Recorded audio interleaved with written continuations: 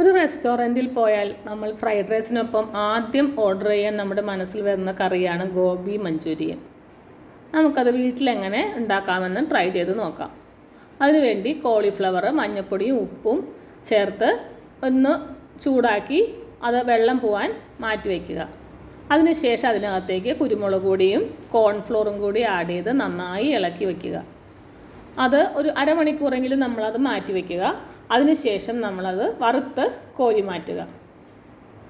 നല്ലൊരു പാൻ അടുപ്പത്ത് വെച്ച് അതിനകത്തേക്ക് കുറച്ച് ഓയിലും പിന്നെ അതിനകത്തേക്ക് സവാള നന്നായി ചേർത്ത് ഒരു മീഡിയം സൈസ് വലിപ്പത്തിൽ വേണം കേട്ടോ ഇത് അരിഞ്ഞെടുക്കാനായിട്ട്.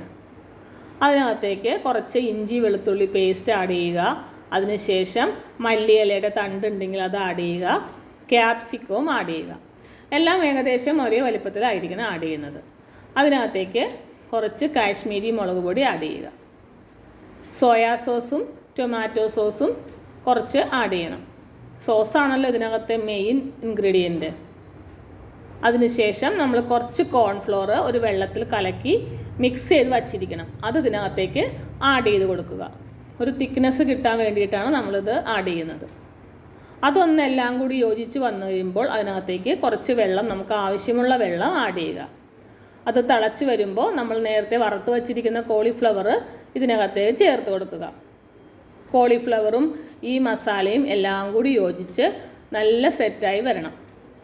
ഈ സമയത്ത് നമ്മൾ ഉപ്പ് നോക്കണം കേട്ടോ. ഈ സോസുകൾക്കൊക്കെ ഉപ്പുള്ളത് കൊണ്ട് നമ്മൾ ഉപ്പ് ഇപ്പോൾ നോക്കുക. കറി തിക്കായി കഴിയുമ്പോൾ പിന്നെ നമുക്കത് ഉപ്പ് ശരിക്ക് മനസ്സിലാവില്ല. ഉപ്പ് എൻ്റെ കുറച്ച് കുറവായിരുന്നു, അതുകൊണ്ട് ഞാൻ കുറച്ച് ആഡ് ചെയ്തിട്ടുണ്ട്. വേണമെന്നുണ്ടെങ്കിൽ കുറച്ച് ഷുഗർ വേണമെങ്കിൽ ആഡ് ചെയ്യാം. ഞാനിവിടെ ആഡ് ചെയ്തിട്ടില്ല. അതിനുശേഷം ഇത് നന്നായി തിളച്ച് കുറുകി വന്നു കഴിയുമ്പോൾ അതിനകത്തേക്ക് മല്ലിയില ആഡ് ചെയ്യുക. മല്ലിയില ഒരു സ്പെഷ്യൽ ഇൻഗ്രീഡിയൻ്റ് ആണ്. നമ്മുടെ ചൈനീസ് ഫുഡിലെല്ലാം ആഡ് ചെയ്യുന്ന ഒന്നാണ്. എല്ലാവരും ട്രൈ ചെയ്യണേ. ഇഷ്ടപ്പെടുകയാണെങ്കിൽ ചാനൽ സബ്സ്ക്രൈബ് ചെയ്യാനും മറക്കല്ലേ.